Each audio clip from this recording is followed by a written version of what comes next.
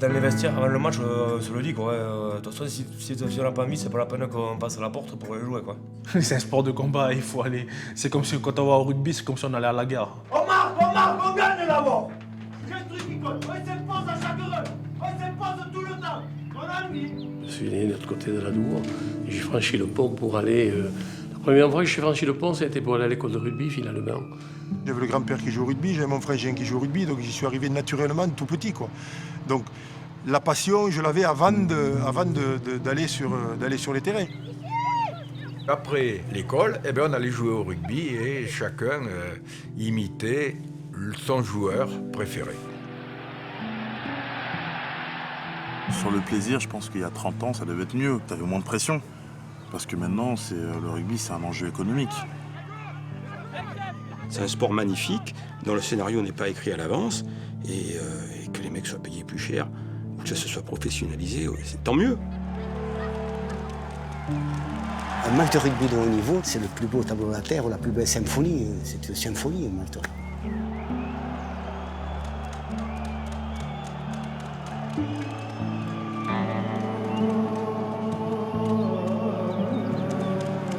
Tout le monde est derrière vous, tout le club, toute la ville. On représente quelque chose. Hein, ça représente quelque chose, ça. Ça, c'est pas de la merde. Hein. Ça se respecte. Ça se galvaude pas, ça. Si ça, on ne respecte pas, on n'a rien à branler sur un terrain de rugby. Rien. Rien du tout. C'est pas des mots en l'air quand on dit on est une famille. Quand t'as besoin, je suis là. Tu sais appeler n'importe qui quand vous avez eu besoin. On était là. On n'a jamais laissé personne. Jamais. Et on laissera jamais personne. Même celui qui fait des conneries, même le vilain petit canard, il n'y en a pas. Le vilain petit canard, le travail, c'est de le faire devenir beau. Voilà, notre travail, il est là. Et on y arrive. Vous n'êtes que des bons minots. Alors aujourd'hui, on va se souder, on va se serrer et on va les concasser. Ça finit pas aujourd'hui, les gars. Pendant plus d'un siècle, tout était simple. Le rugby n'était qu'un jeu, une raison de vivre ensemble. Lucien Mias, capitaine de l'équipe de France dans les années 50, disait du rugby qu'il est le seul sport dans lequel les hommes se rencontrent. Dans les autres sports, ils ne font que se croiser. Henri n'est pas disponible pour le moment. Merci de laisser un message après le bip. Henri, bonjour. Écoute, tu as mon téléphone. Merci de rappeler un président champion de France et champion d'Europe. Parce qu'il paraît qu'on doit se voir vendredi, samedi ou dimanche. Moi, je préférais samedi parce que vendredi, je suis pas là et dimanche, il y a match. Et donc, dis-moi. Voilà. À bientôt. Ciao.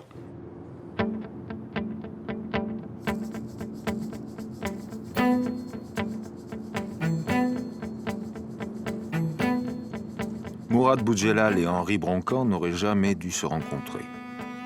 Mais à l'heure du rugby professionnel, le président entrepreneur du rugby club toulonnais et le professeur d'histoire devenu entraîneur avaient tout pour s'opposer.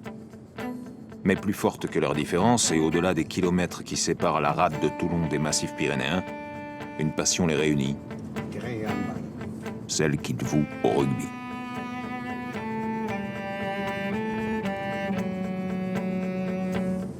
Je m'en lasse vraiment pas, quoi.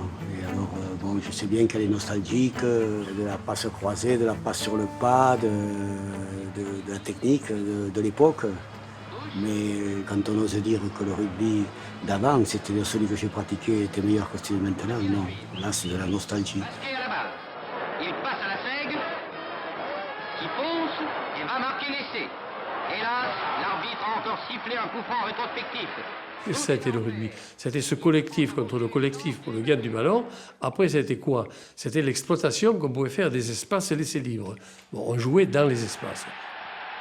On participait à un jeu merveilleux où le jeu d'évitement permettait quand même à des personnalités de pouvoir tirer leur épingle du jeu.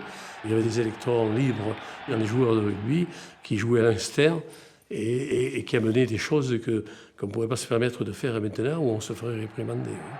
Oh, il y en a un qui a reçu un marron, là. C'est Vaclaire. Attention, pour Rousseau. Manqué. Allez, allez. Un pilier droit, à l'époque, souvent, on lui disait de faire les mêlées, de toucher le moins de ballons possible sur le terrain. Moi, il m'est arrivé de jouer avec des garçons qui, notamment sur ces postes-là, qui, dans le jeu, chaque fois que tu les croisais, tu disais « si tu me croises, ne me donne pas le ballon ». Alors qu'aujourd'hui, on est plus du tout là-dedans. Jusqu'à la Coupe du Monde qu'il y a eu en 87, on peut dire que le rugby n'avait pas changé beaucoup. Bon. Et puis alors après, dès qu'est arrivé 95, où le professionnalisme est arrivé, alors là c'était plus de la plaisanterie, quoi. Là, on allait au boulot. Là. Aucun autre sport n'a autant évolué en si peu de temps. Contrats, agents de joueurs, sociétés anonymes, droits télé, syndicats, sponsors et musculation sont les nouveaux mots du dictionnaire du rugby. Les hommes et la géographie de ce sport aussi ont changé. Mais aujourd'hui, si la distance qui sépare professionnels et amateurs n'a jamais été aussi grande, il reste en commun la nécessité des aventures collectives.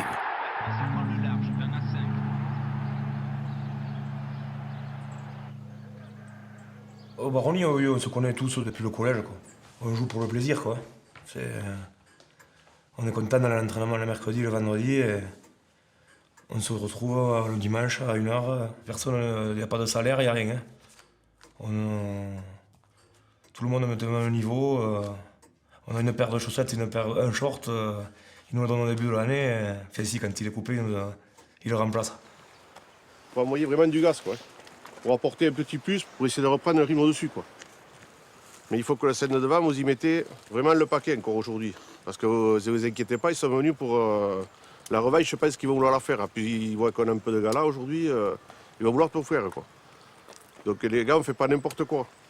Moi, je respecte tous les joueurs de rugby, quoi. Et je respecte encore plus les joueurs des séries dites régionales. Et plus elles sont petites, plus je les respecte. Parce que pratiquer ce sport, alors que quand même, dans la semaine, là, il va falloir aller au boulot demain. Hein, il va falloir soigner les brebis, comme on dit. Et le dimanche après-midi, on va jouer. Et on va jouer pourquoi?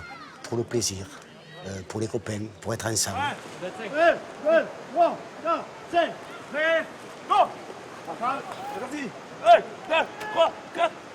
C'est une fierté quand même. D'être capitaine de ce club, quand on sait l'âme qu'on a, quoi, c'est la fierté, quoi. Il faut aller chercher tous les matchs et tous les points, on va les prendre. J'ai la larme qui coule vite, ça monte vite. Parce que là, c'est le moment où on est ensemble, quoi, qu'il n'y a personne qui... Là, il n'y a vraiment personne entre nous, quoi. On est serré, quoi. Moi, c'est le meilleur moment. Il n'y a que nous qui doivent avoir envie. Il n'y a que nous. Ça n'est pas que les verts. Et les verts, sans que ça gagne, les verts. La Colombe aussi, les gars. Il n'y a qu'une chose, les gars. Victoire, victoire, victoire.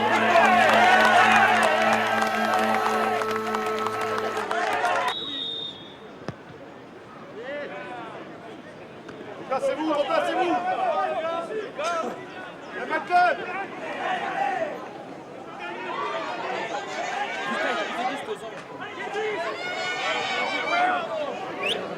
C'est pas un sport facile, mais heureusement que c'est pas un sport facile, sinon on n'aimerait pas le pratiquer non plus. Hein. Un sport très dur, mais sa grande qualité quand même, c'est de réunir des gens de niveaux sociaux très différents, et puis il y a une intelligence du rugby. Si on n'accepte pas de se sacrifier pour le copain qui est en danger, du moins en difficulté dans une certaine phase de jeu, eh bien, si on ne va pas à son secours, il ne faut pas compter que lui ne vienne à notre secours. Alors tout ça fait que cette solidarité fait que c'est une communauté de courage d'abord, de courage c'est sûr, mais de sociabilité. On est là, c'est le sport le plus collectif au monde.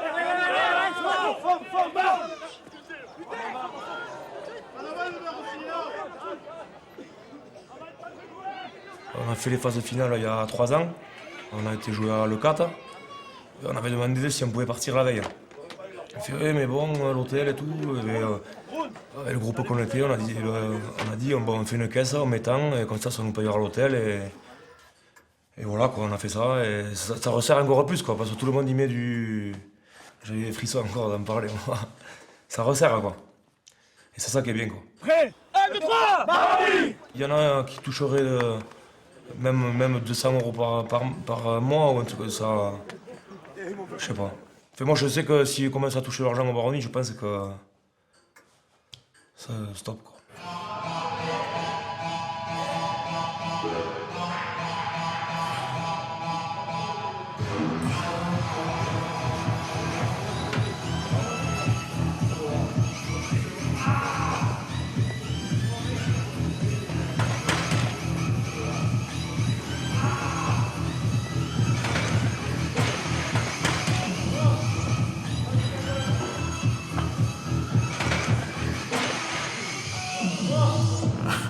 quand tu passes dans le monde professionnel, on va dire, une expression, mais on va dire, tu perds ton pucelage, en fait. C'est fini les allers-retours en bus avec tes copains, à chanter des chansons, tout ça, c'est terminé, tout ça.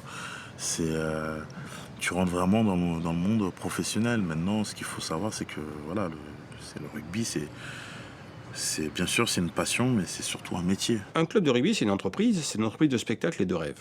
Voilà. Mais c'est une entreprise de spectacle. Voilà, on vend du spectacle et on vend du rêve. Voilà, qu'on le veuille ou non. Et après, si on peut vendre plus de choses, on le fera. Mais pour moi, c'est d'abord ça. On est dans le business, là. Hein. On est dans le plein business. C'est pas péjoratif, hein, faire du business. Si on le fait sainement et honnêtement, bon. Mais on y est en plein, bien sûr. Celui qui peut s'offrir, d'ailleurs, notre championnat, qui était un championnat de club, et il est devenu un championnat de bassin économique. Au coup d'envoi, si on est à égalité, dès que le ballon est parti, on n'est plus à égalité. La preuve, c'est que les meilleures équipes sont celles qui, globalement, à quelques exceptions près, depuis maintenant 95, sont celles qui ont le plus gros budget. Brive en 97, ils sont champions d'Europe avec un budget de 4,5 millions. Aujourd'hui, Toulon, ils ont un budget entre 30 et 37 millions d'euros, quelque chose comme ça. Donc déjà, on a une distorsion qui est en termes de budget qui est assez conséquente. Quand je suis arrivé dans le rugby, par tradition, un club de rugby avait un équipementier. L'équipementier donnait grosso modo un billet de 50 000 euros. Moi, j'ai rencontré un équipementier. Je lui ai dit, ça ne va pas être 50 000, ça va être 1 million. Voilà. J'estime que médiatiquement, à l'époque, c'est ce qu'on vaut. Vous venez chercher l'image. Donc, on a révolutionné. On a dit, le rugby, ça vaut le football. Bon, ils n'ont pas tous dit oui, mais il y en a qui ont dit oui. Et aujourd'hui, tout le monde dit oui. La ressource des clubs, elle vient d'abord de leur public, évidemment. Elle vient des droits télé. Et à partir de là, effectivement, c'est maintenu aujourd'hui à un certain niveau parce qu'à côté, il y a effectivement des patrons d'entreprise qui reprennent des clubs et qui aujourd'hui les font exister, les font vivre et tirent le rugby vers le haut. S'il n'y avait pas eu un Shecky Lorenzetti, s'il n'y avait pas eu un Max Guazzini avant, s'il n'y avait pas eu un Mourad Boudjelal, les droits télé seraient restés au niveau auquel ils étaient il y a quelques années. Aujourd'hui, les droits télé ont été multipliés par 2. On promettait aux Gallois la cuillère de... On a commencé à voir des gros joueurs internationaux arriver au début des années 2000. Gareth Thomas, par exemple, qui a signé au Stade Toulousain. Dans les années 2003-2004, c'était le capitaine du Pays de Galles. C'est un des premiers joueurs à avoir eu 100 sélections avec son pays. C'était le capitaine des British Lions. Il signe au Stade Toulousain, qui gagnait tout à l'époque, qui est un des plus gros clubs, qui est un des plus gros clubs aujourd'hui. Et sans dévoiler de grands secrets, c'est un joueur qui a signé pour 150 000 euros par saison. Donc qui était à l'époque un salaire extrêmement conséquent. C'était il y a 10 ans. Un joueur de ce profil aujourd'hui, c'est un joueur qui va se négocier aux alentours de entre 4 et 600 000 euros. Okay. Cape Town and Dubai, or Dubai, Cape Town. Okay. I think it will be hard for this tournament. Hong Kong, why not? In March. Et là, on a commencé à rentrer effectivement dans une starification un peu du joueur étranger, et c'est forcément, ils apportent forcément une plus-value médiatique. On est parti du principe que les gens paieraient plus facilement un billet à 50 euros pour voir jouer Wilkinson qu'à 10 euros. Enfin, en résumé, on a pensé qu'un concert des Stones était plus justifié à 80 euros qu'un concert d'un groupe local à 10. Voilà. Et je suis parti sur cette logique économique. Ce qui fait qu'on a fait passer, en quelques années, la billetterie de 700 000 euros à 10 millions d'euros. Aujourd'hui, c'est 10 millions d'euros la billetterie du RCT. Il n'y a pas d'équivalent en France. Il y a des présidents qui ne sont plus issus, ou très peu le sont, du milieu sportif et qui sont issus du monde de l'économie. Et eux, ils veulent gagner vite et pour ça, ils sont prêts à investir, mais les résultats sont toujours à court terme. Quand tu es président ou que tu mets ton pognon, je veux dire, ou que tu mets même ton patrimoine familial sur la table, je veux dire, bien sûr que tu aimes les gens, mais c'est pas la passion du rugby, c'est pas la passion du jeu qui va être ton premier critère, c'est ta structure économique, comment tu vas monter ton système pour rester en vie, tu vois, pour pas tout perdre.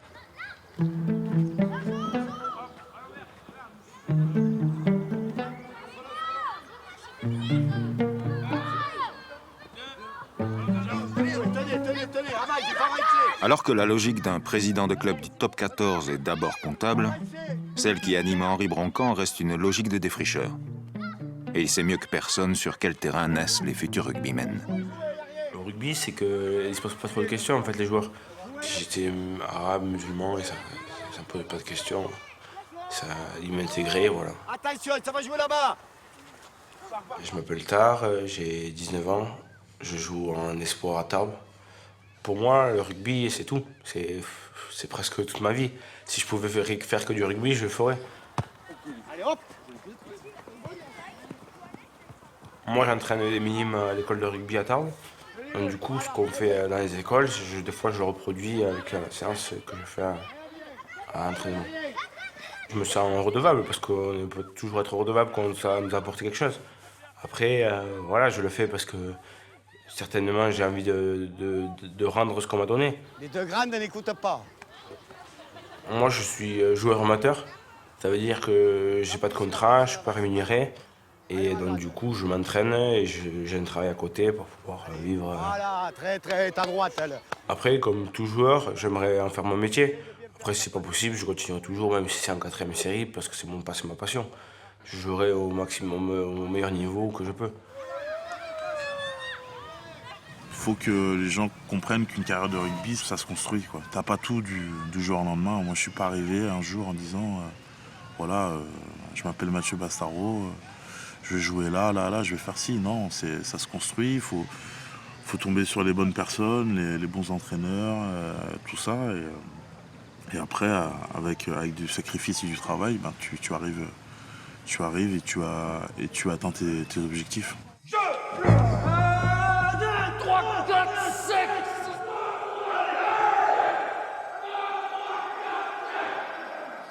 J'ai 19 ans et je suis arrivé en France en février 2014.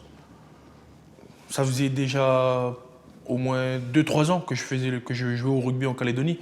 Donc, du coup, c'est devenu comme une passion. Flexion. Bas. Lié. Jeu.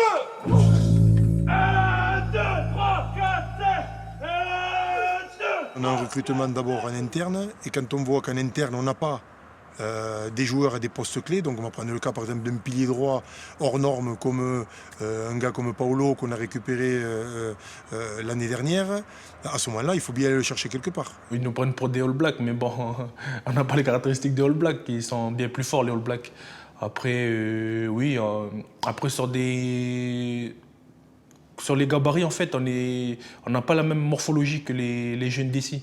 On arrive ici, ils nous voient avec nos gabarits, ils nous demandent « mais c'est pas possible que tu es né à cet âge-là, c'est pas possible, vous avez été trafiqué, vous ». Flexion. Lié. Jeu. 1, 2, 3, 4, 5. 2, 3, 4, 5. Ok, les gars. Quand on arrive à 300 sur le talon, là, c'est impec aussi sur le gauche adverse. Par contre, regardez, sur la poussée générale, c'est-à-dire qu'entre le très bon effort des premières lignes et la poussée générale, il y a un décalage. C'est-à-dire qu'on a une perte de cohésion sur la 2e et 3e ligne. Quand ils rentrent au centre de formation chez nous, ils savent que nous, on ne lâchera pas le côté scolaire. Quoi qu'ils fassent. Après, on ne demande pas d'avoir que des ingénieurs, parce qu'on sait très bien qu'on n'aura pas que des ingénieurs. Et puis, c'est pas le but. L'essentiel, c'est de faire quelque chose et d'avoir envie de se mettre sur un cursus qui leur permettra, si jamais il y avait un souci physique, de pouvoir continuer sa vie d'homme. Essayez de faire la même chose en variant les placements. C'est-à-dire un coup, vous êtes à plat par rapport à lui, un coup, vous êtes très profond, pour qu'il puisse s'adapter. Anticipe sur les appuis, c'est-à-dire que tu sais que tu vas envoyer là-bas, tu es déjà placé, tu as ouvert le pied pour envoyer. Ok, plus vite, plus souple, plus vite et plus souple sur les appuis. La passion, c'est une chose, mais il faut avoir envie de compétition. Parce que si on est passionné mais qu'on n'a pas envie de compétition, à ce moment-là, il ne faut pas venir dans un grand club. Il faut rester passionné et continuer dans un petit club. Et pourquoi pas, hein, moi j'ai connu des garçons, encore il y a quelques années, un joueur du centre de formation, qui était un super joueur de rugby, qui a joué en première au Stade Toulousain. Il est allé jouer à Montferrand, pas n'importe où, à Montferrand. Il marque un essai, premier match. Ils le font jouer à l'aile, c'était un 3/4 centre. Second match, il joue à Perpignan. Il fait un très bon match défensif. Fin de l'année, il y a Guy Noves qui vient me voir et qui me dit Michel, il faut y faire un contrat, moi je compte sur ce garçon. Et moi, quand il m'a dit, quand je vais le voir, il va être quand même fou, le garçon. Et il me dit, Michel, je me suis donné pendant 2 ans, je voulais voir ce que ça donnait. Et c'est vrai qu'il s'était donné, puisqu'il s'est entraîné tous les jours, voire 2 fois par jour. Même je pense qu'il s'est dégoûté un petit peu. Et là, il me dit, Michel, je ne suis pas fait pour ça. Il me dit, il faut que je rentre avec les copains à Villefranche, j'ai envie de bosser à côté, de me retrouver, bringuer avec les copains, un truc. Et quelque part, il m'a filé les larmes à l'œil et je lui dis, mais Aurélien, je lui dis, ce que tu me dis, ça me touche, hein, parce qu'à la limite, je préfère que tu me dises, je veux pas, parce que je sais que je me donnerai pas les moyens d'eux, que tu me dises, je vais essayer, alors que tu sais très bien que tu n'y arriveras pas. Parce que la passion, c'est une chose, mais si tu n'as pas cette envie de compétition, lui, il avait la passion, parce qu'on ne peut pas dire qu'il n'a pas la passion. Il a la passion du rugby, d'ailleurs, il joue encore, hein, mais à un niveau inférieur. Où il bosse à côté, il se retrouve avec les copains, il s'entraîne 2 fois par semaine, il bringue tous les week-ends avec les copains. Mais putain, mais c'est ça le rugby aussi.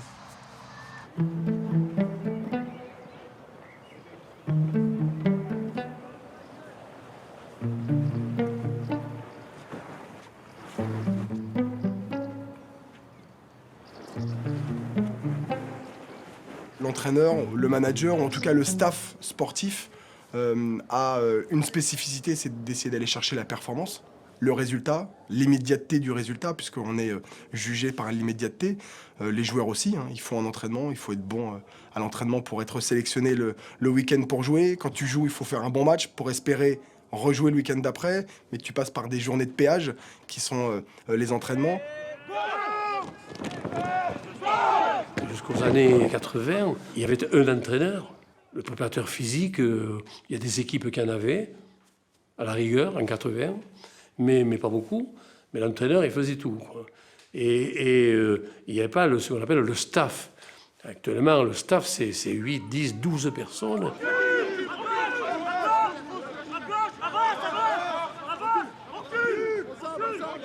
Le manager, il est là pour coordonner l'ensemble. C'est pas qu'il est au-dessus, c'est différent entre être celui qui organise les systèmes et être celui qui est spécialiste d'un système, spécialiste des avants, spécialiste des 3/4, spécialiste de la défense, spécialiste de la touche. Les uns vont plus sans les autres parce qu'on a poussé très haut l'analyse, c'est devenu assez analytique. Avant, on s'entraînait le mardi sans ballon, on faisait des tours au terrain, du fractionné. Et enfin, le jeudi, on ouvrait le ballon. C'est tout ce qu'on aimait, nous, c'était le ballon.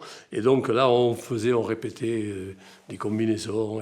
C'était purement amateur. Ce qui est certain, c'est que même dans le haut niveau, quand on était international, on ne s'entraînait pas plus que les autres. Et surtout, on ne s'entraînait pas plus que notre adversaire, parce qu'on savait que notre adversaire ne s'entraînait pas plus que nous. En place. Allez, alors, parlez-vous.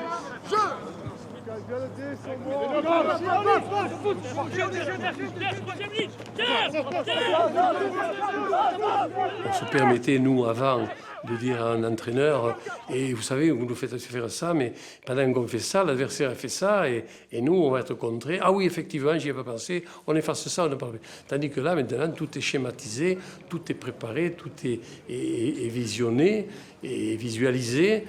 Donc l'image fait que on connaît tout de l'adversaire. Nous, on ne connaissait rien de l'adversaire. Mais on jouait à Bayonne au rugby, pas tout à fait comme on le jouait à Dax à 50 km. Et nous, à Dax, on ne jouait pas du tout comme on jouait à Romans à l'époque, ou à Valence, ou à Toulon. Ça va plus vite, ça va plus fort. C'est un rythme beaucoup plus effréné. Mais en même temps, on se prépare à ça, quoi. On se prépare physiquement à ça. On travaille le foncier, la musculation. On essaie de répéter les actions à haute intensité pour qu'en match, tout simplement, voilà, on soit prêt à ça. Bien sûr que ça a basculé, parce que être professionnel, c'est tout donner. On voit, ils font 10 entraînements par semaine, il ne faut pas l'oublier quand même. Ils remuent de la fonte. Nous, on n'a jamais remué de fonte.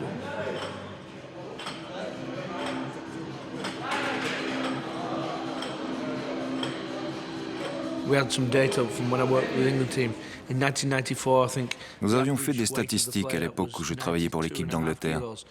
En 1994, le poids moyen d'un joueur était de 92 kg.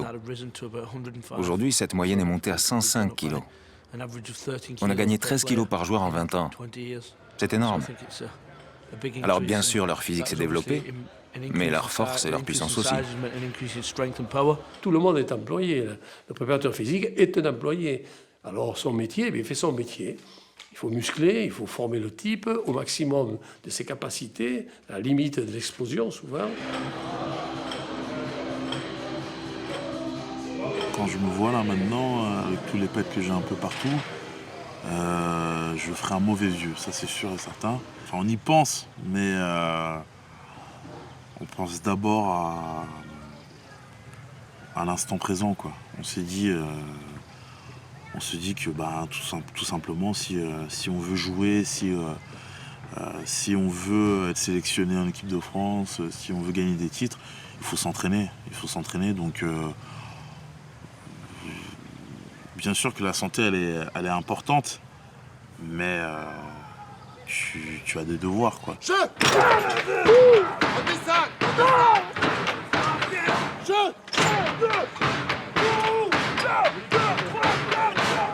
L'approche de l'entraînement, le mode de recrutement des joueurs, le mode de séparation, la fin des contrats, la gestion humaine, le management, mais tout a changé. Tout a changé. La compétition, les enjeux de la compétition aujourd'hui, tout ça génère à la fois des contraintes, des obligations, de nouvelles obligations, des devoirs, pour les joueurs comme pour les employeurs.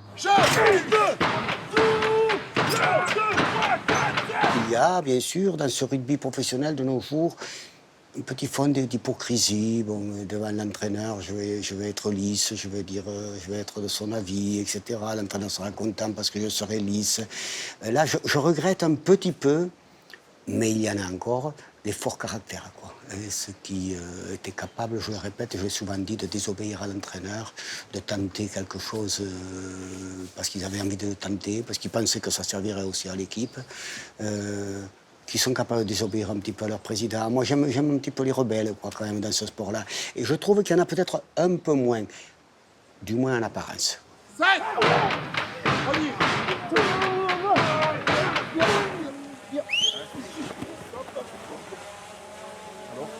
C'est bien. Ça, c'est... Il faut qu'il y ait 30 cm. Allez, on continue. Allez. Allez, on soutient. Allez, troisième, sur le doigt, piston. Pousse. C'est bien. Souvent, les grands joueurs sont sortis de petits villages, de petits clubs. Et les joueurs de rugby savent d'où ils viennent. Et je crois qu'ils n'oublient pas les clubs qui les ont formés, les clubs qui les ont aidés à se faire découvrir par la suite, quoi. Et ça, c'est énorme, quoi. On n'oublie pas.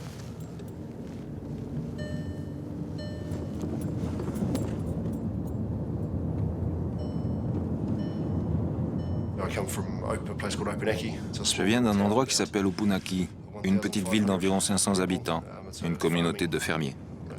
Là-bas, le rugby, c'était énorme. C'était le seul truc qu'il y avait à faire, surtout en hiver. Tu joues au rugby ou tu restais à la maison. Alors, j'ai choisi de jouer au rugby. On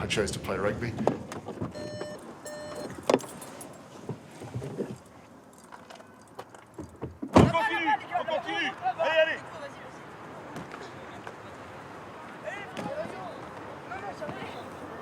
Premier dans le match de rugby, c'est toujours le bas.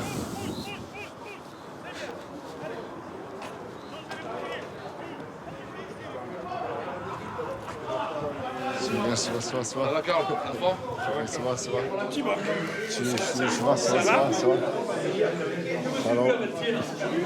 bonjour, ça va. La rediffusion. Ça va. On fait 5 minutes, on se fait ça, et après, on fait la défense, et on pourra travailler les touches avec toi, avec le travail en mêlée, maintenant ça ne me fera pas de mal, et on a besoin. Peut-être faire du spécifique un peu, ok. Touche à mêlée. C'est parfait. Quand il arrive au stade, tout le monde qui le regarde d'un air, wow, c'est Carleman. Et nous, on lui donne le thème. Après, lui, il sort ses exercices du très haut niveau.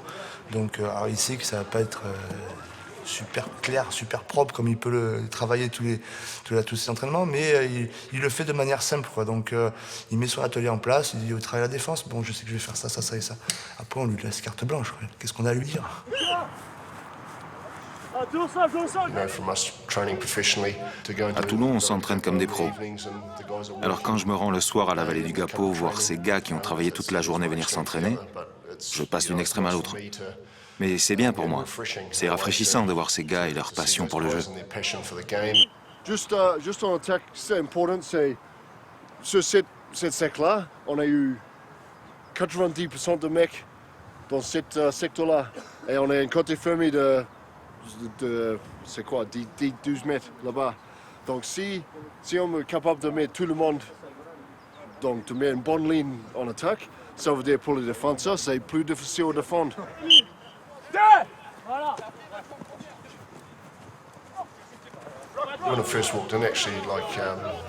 La première fois que je suis arrivé au stade, je suis passé derrière les tribunes, au milieu de la foule. J'ai vu le bar, les vestiaires. Je me suis dit, c'est exactement comme le club de rugby d'où je viens. Je pense que tous les clubs amateurs sur la planète ressemblent à ça, à ce que le rugby était avant. Et c'est génial. Dans les clubs amateurs, il y a une ambiance particulière. Les joueurs se retrouvent ici parce qu'ils aiment tous le rugby. Ils ont en commun l'amour de ce sport et ils en apprécient l'esprit d'équipe. Encore.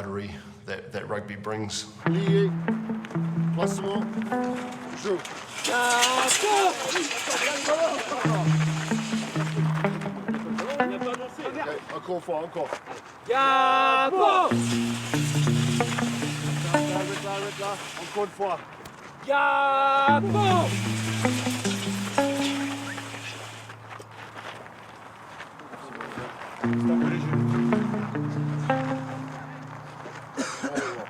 Marche un peu.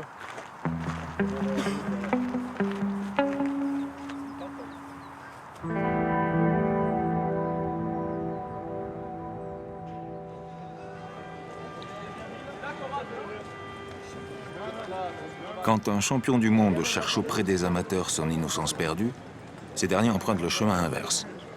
Les joueurs de la vallée du Gapeau suivent la chaussée des géants, celle qui les amène dans l'antre du stade Mayol. Disputer une finale, qu'elle soit d'honneur régionale ou européenne, reste toujours un moment à part. On en profite. Ok? C'est une fête, c'est une belle fête. Ça va être une belle fête aujourd'hui. Et je sais que ça va le faire. Par contre, on se concentre pour bien faire la passe, on se concentre pour plaquer, on se concentre pour le collègue. Allez, faites tomber la pression. Ça sert à rien de la boire. Regardez ça. C'est bien de le vivre.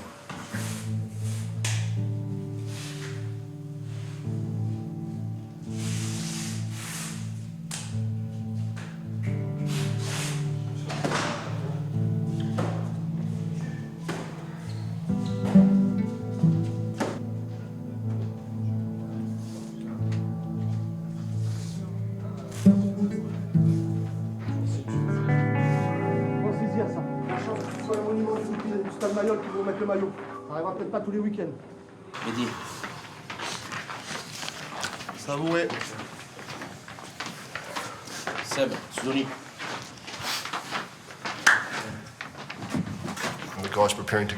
Quand les gars se concentrent avant un match, ils savent que la partie va être physique.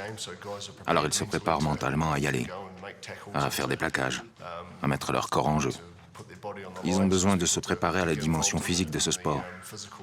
Et que ce soit chez les amateurs ou chez les pros, beaucoup de choses se ressemblent dans la manière d'appréhender un match.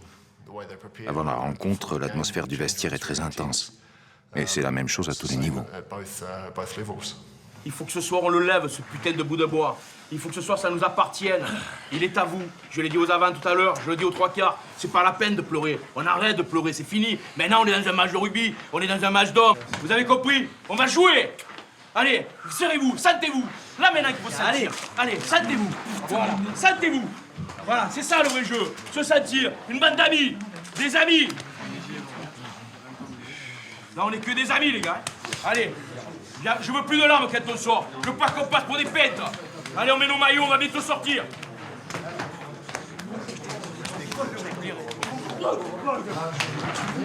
Les gars, si tout le monde est prêt. Si tout le monde est prêt, on sort ensemble.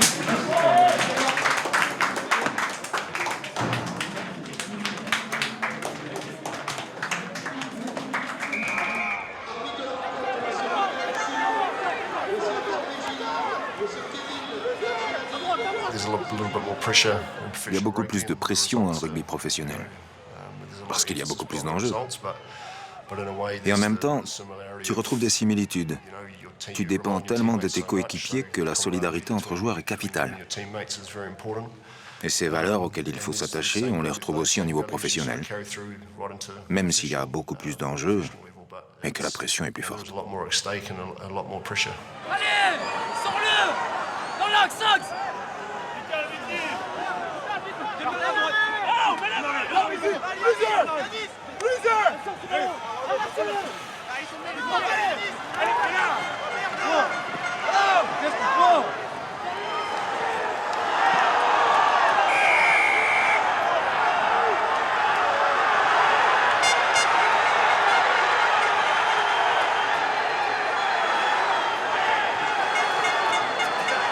On a fait l'inverse de tout ce qu'on avait dit.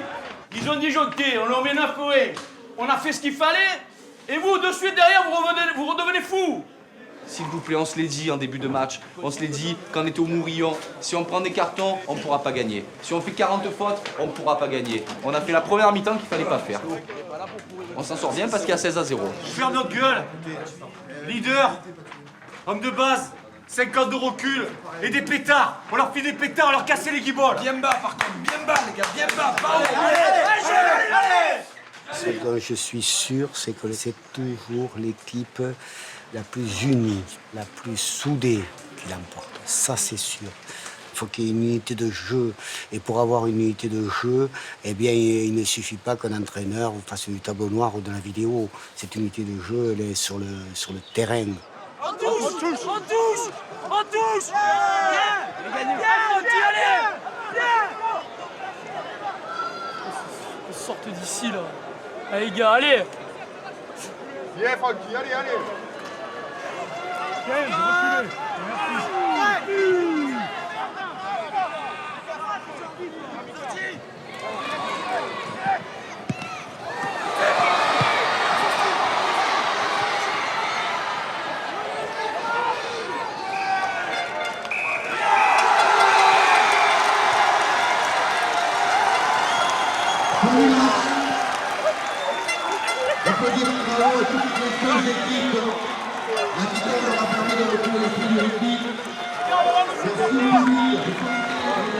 Ça tombe palmarès, hein.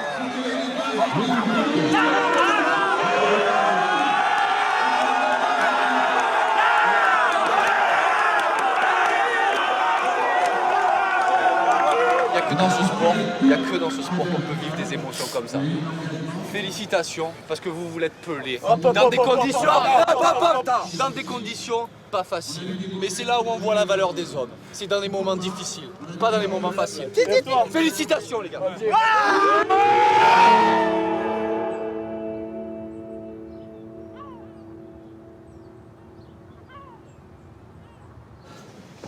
Ça va, Henri? Ça va, président. Bienvenue. C'est bon un café? Oui, avec plaisir. Allez, on va s'asseoir tranquillement. Moi, sincèrement, je ne suis pas en conflit avec le rugby d'avant. Je respecte le passé, mais... C'était différent, mais nos valeurs essentielles, on les a gardées. Le mélange des supporters en tribune, c'est quelque chose d'important. Ça existe toujours. Oui. Ça existe toujours, je veux Les dire. joueurs aussi, quand même. C'est pas pareil. Avant, c'était la haine, quoi. On se disait pas bonjour avant le match, on ne se serrait pas la main à la fin. Et puis, on s'envoyait des châtaignes. Le match Il n'y avait retour pas la pour vidéo. casser la tête, pour Ouais, casser ouais. la tête au mec. L'arbitrage n'était pas meilleur. Non, l'arbitrage n'était pas meilleur. L'inconvénient pour quelqu'un de ma génération, quelqu'un qui a joué très tôt, etc., c'est justement ce poids du passé qui, quelquefois, nous rend difficile notre évolution. J'ai peur dans les 10 années qui arrivent, je ne sais pas comment il va évoluer. Qu'il soit réservé uniquement à une élite physique. On y va tout droit. Hein. Dans 10 ans, comment ils vont être? Ça On y continue va à tout droit. progresser. On y va tout droit. La recherche de la perfection du très haut niveau, ça passe par la sélection. Hein. On sera de plus en plus sélectif, c'est clair. Et ça va être réservé. Mais de toute façon, le sport de haut niveau est réservé à une élite. Mais après, il peut y avoir deux rugby qui cohabitent. L'un n'empêche pas l'autre. Tu peux avoir un rugby d'élite et puis un autre rugby qui est un rugby plus il ne faudra plaisir. pas que celui d'en bas, entre guillemets, il cherche à imiter celui d'en haut. Il faudra qu'il joue différemment. qu'il y ait encore plus d'évitement, des choses comme ça. Si venu voir du rugby de haut niveau, ça va te changer un peu de Tarbes. Ça va me changer de Tarbes, des baronnies et d'Auschwitz.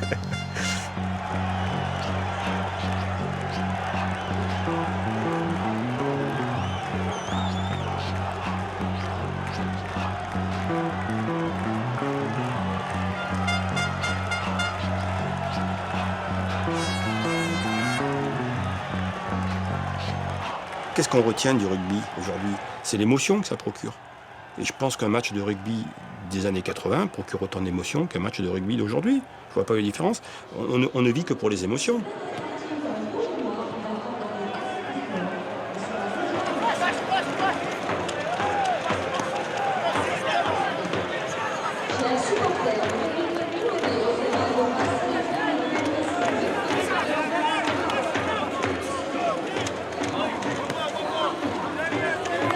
La transformation du jeu est liée à la dimension physique des athlètes.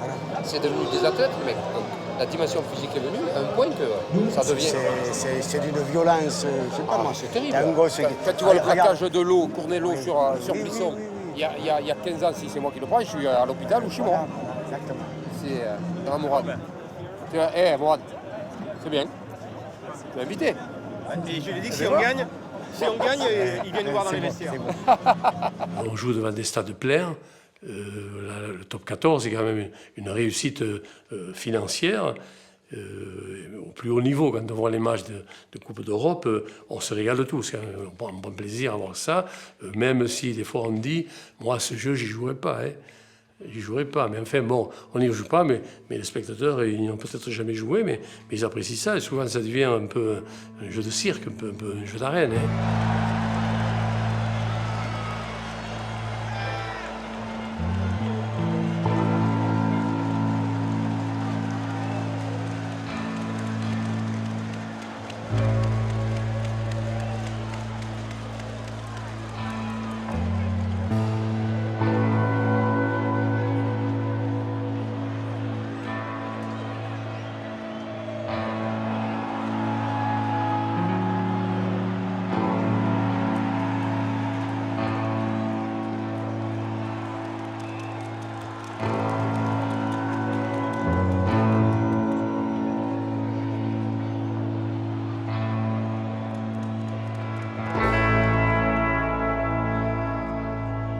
En tant que spectateur, c'est assez saisissant quand on est au stade. On entend des chocs, on se dit mais c'est pas possible.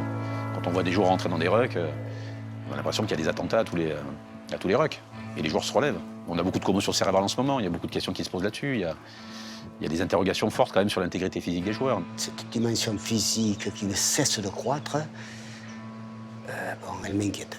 Mais quand on aime quelque chose, on est toujours inquiet par ce qu'on aime. Ce qu'on n'aime pas, on n'est jamais inquiet.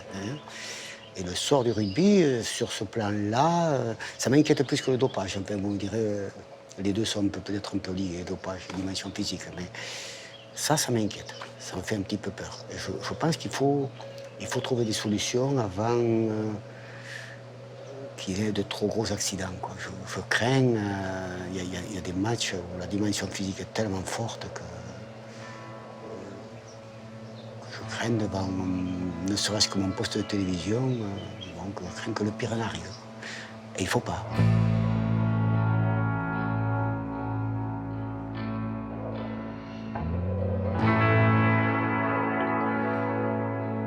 La répétition, le fait que la douleur, elle est là, on a mal. Et aujourd'hui, que ce soit dans le cadre d'une commotion ou les coups que nous prenons, il n'y a que l'avenir, vu qu'il n'y a pas d'études cliniques ou même plusieurs études cliniques qui nous disent de manière précise quelles vont être les conséquences. Il n'y a que l'avenir et notre corps qui nous dira dans quel état nous serons dans quelques années. Mais est-ce que c'est pas aussi... c'est peut-être ça aussi qui fait aussi la magie de ce sport aussi, quelque part. Quand je rencontre des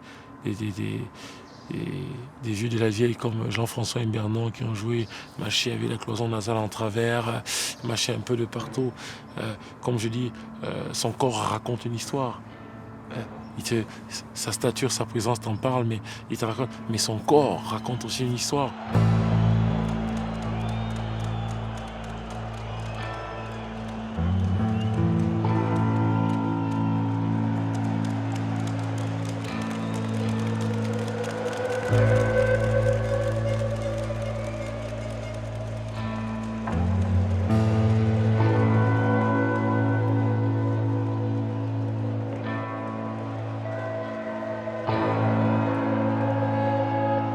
faut qu'il y ait une âme dans ce club. Et nous, chaque saison, on raconte une histoire.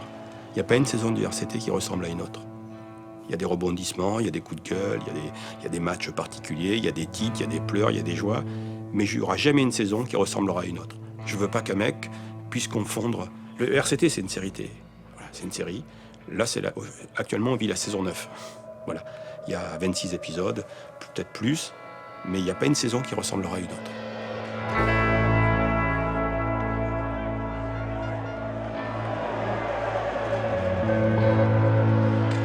On est un joueur de rugby, mais on est surtout un produit, quoi. Bah, si t'es bon, tu joues. Si t'es pas bon, bah, ciao, quoi. C'est ça aussi qui a changé. C'est-à-dire que maintenant, il y a beaucoup plus d'enjeux, il y a moins d'humains.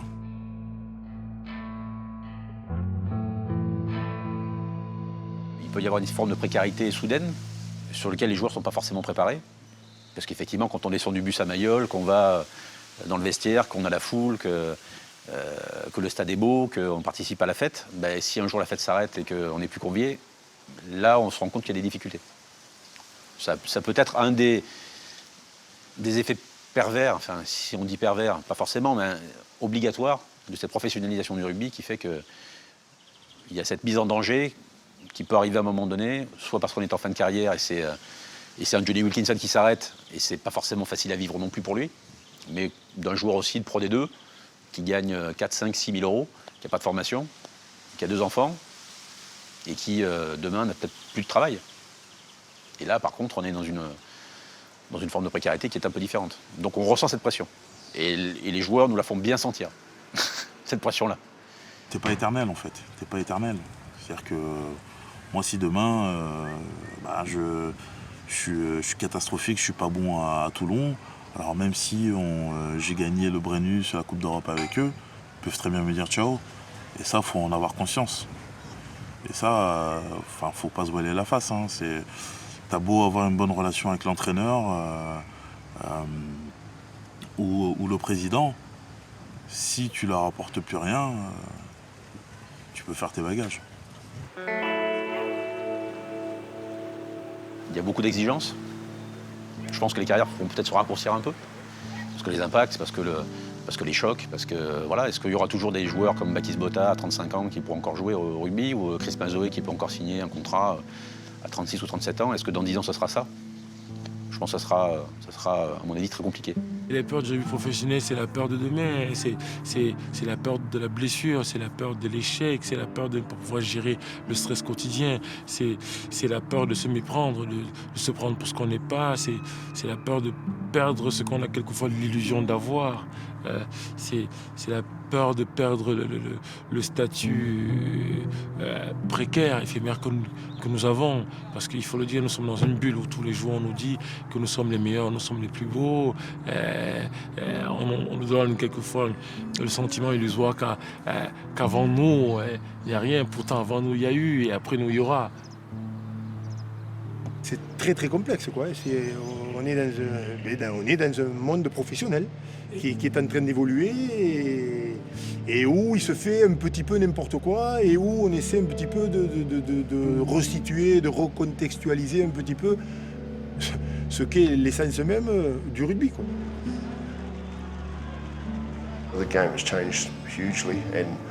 Le jeu a beaucoup changé. Et je serais curieux de voir ce qu'il deviendra dans 20 ans. J'imagine qu'on regardera des matchs vers 2040 et on se demandera « C'est quoi ce rugby ? C'est quoi ce truc ?» Parce que le jeu va encore beaucoup changer. Chaque année, c'est plus dur. Ouais, chaque année, c'est plus dur parce qu'il y a des moyens qui sont énormes dans le rugby. Moi, je regardais dans un magazine, il y avait le top 40 des fortunes françaises. Je croyais que c'était le classement du top 14 sans moi et Toulouse, quoi. C'était très surprenant à voir. Non, il y a beaucoup d'argent dans le rugby, il y a des grandes fortunes. Je vois les têtes des entraîneurs de top 14, quoi. Elles me font peur. Mais je vois aussi les têtes des présidents de top 14 qui ont des gens qui ont été des chefs d'entreprise, qui ont réussi dans l'entreprise et qui sont quelquefois mis en échec sur les bords d'un stade de rugby. Je ne dis pas qu'ils me font pleurer, loin de là, quoi. Bon, disons que je les sens vraiment très malheureux et je me dis quand même, avec tout l'argent qu'ils possèdent, être malheureux parce qu'on ne réussit pas au rugby, ça veut dire, ça a un côté un petit peu artificiel, quoi. Voilà. Passe devant là. Passe devant. Le soir, quand on a fini le boulot là, partir à 6h30 pour s'entraîner à 7h30, et quand il tombe des cordes ou qu'il fait moins 4, c'est pas drôle, mais bon. Je prends plaisir à aller m'entraîner, quoi. C'est aller voir les autres, même aller jouer au rugby, quoi. Même jouer. De toute façon, si on n'aime pas, c'est pas la peine, c'est comme tout. Hein. Si on n'aime pas, c'est pas la peine de le faire.